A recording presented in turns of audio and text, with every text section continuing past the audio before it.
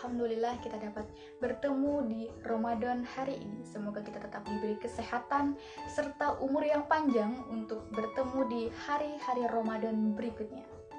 Berbicara tentang Ramadan, tentunya ada hal yang sangat penting untuk kita jaga, yaitu pentingnya menjaga lisan. Lidah ini adalah salah satu organ tubuh yang bentuknya sangatlah kecil, tapi untuk manfaatnya sangat luar biasa kalau kita memanfaatkannya dengan baik. Begitu pula sebaliknya, mara bahayanya pun juga sangat luar biasa kalau kita tidak bisa menggunakannya dan tidak bisa menjaganya dengan baik. Orang bisa senang dengan kita gara-gara lisan. Orang dipuji oleh orang lain gara-gara lisan. Orang senang dengan orang lain gara-gara lisan. Orang bisa dibunuh oleh orang lain gara-gara apa? Gara-gara lisan. Hati-hati. Lagu lama mengatakan, lidah tak bertulang, namun tak terbatas kata-kata. Maka dari itu, sebelum kata-kata keluar dari mulut kita, pikirkan dulu, layak atau tidak, pantas atau tidak kita mengucapkan kata-kata ini. Sering saya bilang kepada saudara saya untuk dipagar dengan gigi dan dilem dengan bibir.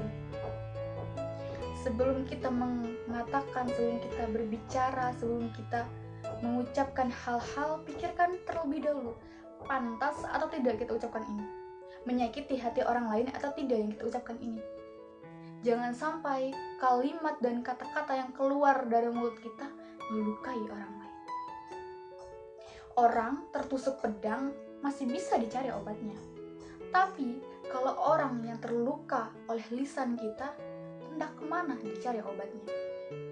Maka dari itu Rasul bersabda, "Man kana yu'minun billahi wal yaumil akhir fala yaqul khairan aw liyashmut," yang artinya, barang siapa beriman kepada Allah dan hari akhir, maka hendaknya ia berkata yang baik atau lebih baik diam. Saking pentingnya nih kita menjaga lisan kita.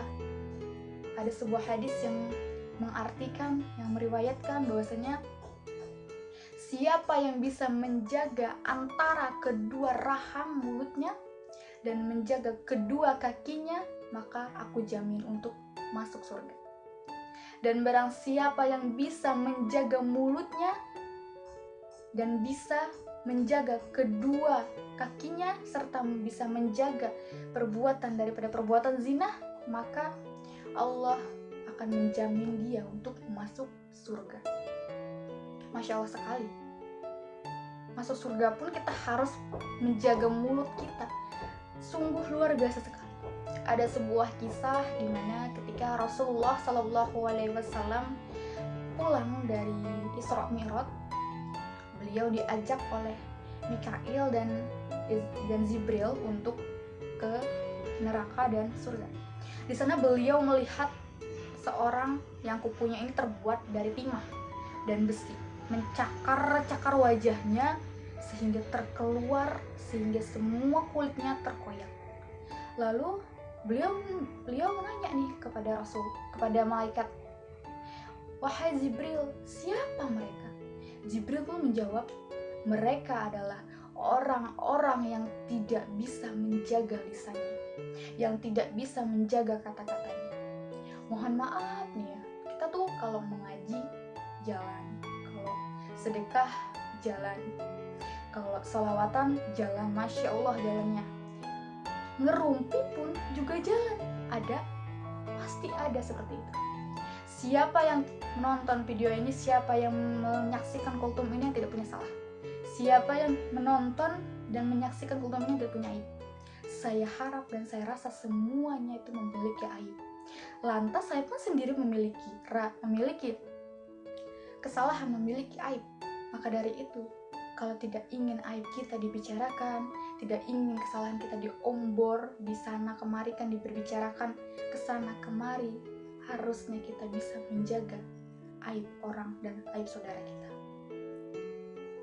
Misalnya contoh cerita, ada contoh cerita si B, ada kisah si B, misalnya contoh cerita si A ini gini-gini, didengarlah oleh si B.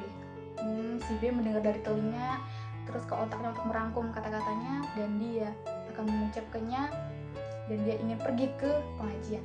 Dia pergi ke pengajian bukan kenapa-napa, bukan untuk menyaksikan ustaz-ustazah untuk berceramah, mendengarkan kultum, mendengarkan tausiah, tidak, tapi dia ingin menyampaikan berita, ingin menyampaikan bahwasanya si A ini seperti ini.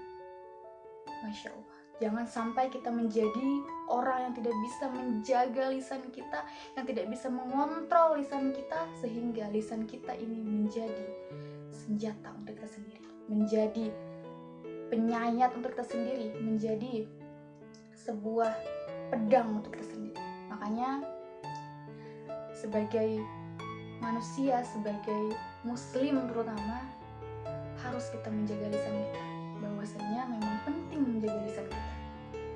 Jangan sampai orang lain terlukai, jangan sampai orang lain tersakiti gara-gara lisan kita, gara-gara kata-kata yang kita ungkapkan ini menusuk ke hatinya, menusuk ke jantungnya, menusuk sampai melukai seluruh organ dalamnya. Maka dari itu, jangan sampai kita menjadi orang yang tidak bisa menjaga lisan.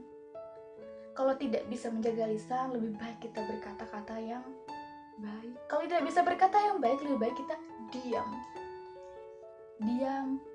Kalau tahu rahasia orang, kalau tahu keburukan orang, diam saja. Bahwasanya kalau kita menutupi aib saudara kita, insya Allah Allah akan menutupi aib kita. Maka dari itu, jadilah muslim dan muslimah yang tetap menjaga lisannya. Bukan hanya pada bulan Ramadan kita menjaga lisan, tapi tetap menjaga lisan pada kapanpun dan dimanapun. Sudah tua, punggung sakit, tetangga meninggal, ikut ngelayat. Bukan maksud untuk menyinggung, saya kultum sampaikan ayat. Sekian, terima kasih, saya akhiri. Wabillahi taufiq wal hidayah. Wassalamualaikum warahmatullahi wabarakatuh.